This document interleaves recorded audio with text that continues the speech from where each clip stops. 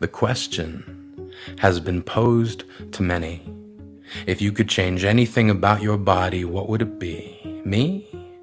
I'd change my nose, turn it into a rose so every time you leaned in to smell it, I could steal kisses. I know this is not what you had in mind, that you were only trying to find some simple thing about me that I would change, as if my body were a rack of Scrabble tiles that I could rearrange in exchange for better letters, because it seems the world has got us all trying to spell beauty.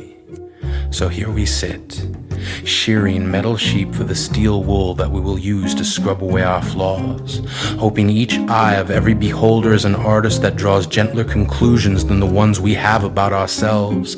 How can we be beautiful in a world that delves no deeper than our skin? The question has been posed to many, so often that wishing wells spit back pennies, sick of the copper poisoning they get from our dreams. Seems we still think we can buy our desires for the price of next to nothing. We've been stuck inside of a mentality that suggests changing yourself is limited only to your dimensions, as if our bodies are customizable but our attitudes or beliefs are not. We behave as if thought is not malleable, as if ideas are inflexible. We pull the trigger on the question and expect something simple in response. We expect nonchalance about the bullet hole and detachment about the bleeding. We expect not needing to spend a second thought thinking about it. We expect answers to be immediate.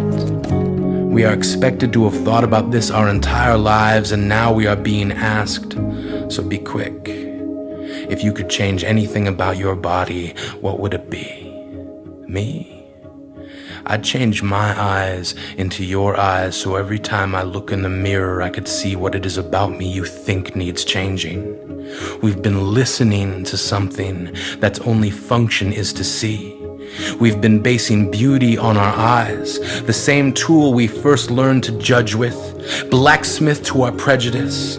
Too fat, too thin, bad teeth, worse skin, no chin, big nose, small breasts, long toes, poor looks, cheap clothes. It goes too short, too tall, too nothing, to all the things we call each other in the name of beauty are ugly, and that they allow no contrast to symmetry. As if we want the grandness of the theater without the sets, the bad choices without regrets, the bright shiny future without the dark tragic history. We forget that muscles don't mean strength of character.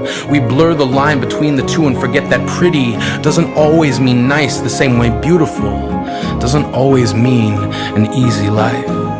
We live in a world where children would rather go under the knife than wait to see who they'll grow up to be. The question has been posed to many. Me?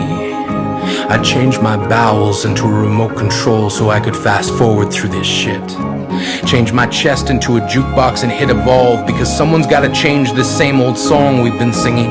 As if bringing each other down is getting us anywhere other than nowhere fast. We are building a world where people curse the DNA passed down to them. Because when you ask the question, if you could change anything about your body, what would it be? What you're really asking me is there some part of myself that I hate? Great question. And it has been posed to many.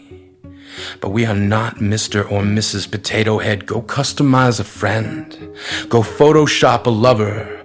Go put your attitude on the cover of a magazine and see if anyone calls it beautiful. You act as if you won't one day be old. As if you won't one day shake your head at all the product they sold you. Promises of vanishing lines and tighter skin.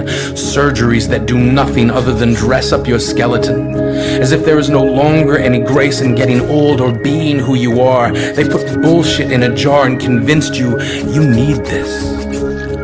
Pretty is a lie, designed to sell you back to yourself, but you are still you. Underneath the biceps or the great hair, underneath everywhere they said you could hide, underneath the color contact, blue-eyed picture of perfection, and right down past the sinew that keeps it all in place, you are still you. You are still bound to your own proclivities and perspectives. Appearance forgives nothing. It cannot excuse you from being who you are. And if who you are has not come far enough to know that, then go stand in line with monotony. We will still be here, living up to the more intangible qualities and the definition of beauty. You asked us, if we could change anything about our body, what would it be? For many, it goes far beyond bone or skin. Many would change their minds into doors, and they would leave them open to let you in.